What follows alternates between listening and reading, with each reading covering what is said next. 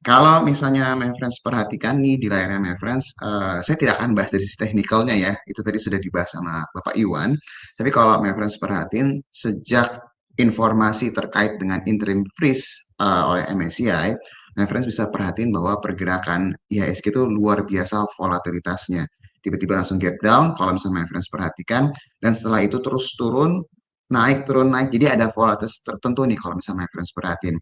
Tapi dalam beberapa hari tersebut kita melakukan observasi ya, my friends. Jadi kalau dalam keadaan-keadaan yang kita boleh bilang genting beberapa hari terakhir ini, kita akan fokus juga akan mengobservasi nih. Ada beberapa hal yang memang kalau menurut kami ini sejauh ini semuanya masih on track. Yang pertama, kalau my friends perhatikan, setiap terjadi penurunan apalagi tergolong sangat-sangat signifikan, terutama di 2 hari awal ya, itu terjadi adanya perlawanan my friends. Ini mengindikasikan bahwa demand-nya ada nih di harga-harga saat ini. Dan kalau misalnya my friends perhatiin lagi, sebelum terjadi rebound kemarin, minggu lalu kan terjadi penurunan lagi my friends, dan kemarin juga terjadi penurunan lagi lebih dalam, maaf, penurunan pagi-pagi ya, tiba-tiba aja, terus kalau my friends perhatiin berangsur-angsur ada perlawanan. Jadi kalau misalnya kita boleh bilang, terlepas berita yang kita dengar mungkin kalau misalnya my friends lihat terkait interim freeze dari MSCI dan mungkin banyak yang memang membahas bahwa potensi downgrade dan segala macam, kita melihat bahwa sejauh ini apa yang dilakukan sama regulator itu sudah sangat baik, komunikasinya berjalan dengan baik, dan kalau misalnya my friends perhatikan respon dari pasarnya sejauh ini juga bagus. Dan yang lebih menariknya lagi adalah kalau my friends perhatikan terjadi rotasi yang menjaga IHSG. Jadi di hari-hari sebelumnya ada blue chips yang tidak turun lebih dalam, itu bagus banget.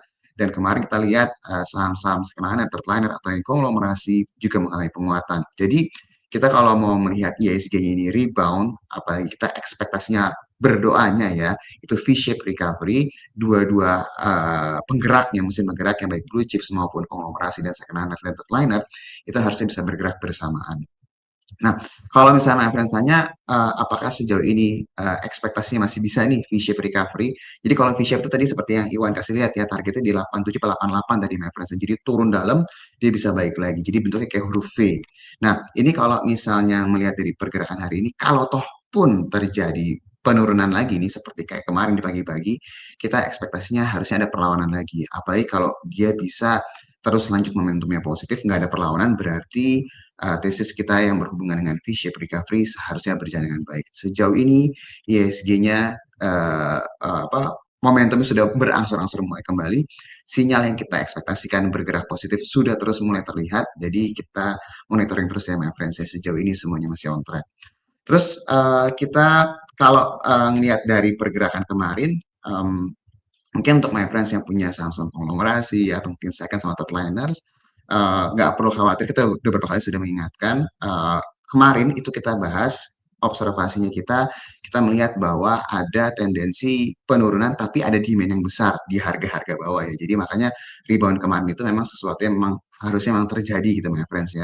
Nah sekarang kita akan lihat lagi seberapa stabilnya rebound yang kemarin.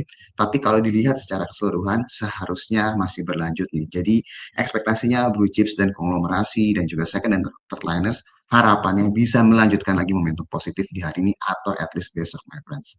Itu untuk pergerakan IHSG secara keseluruhan.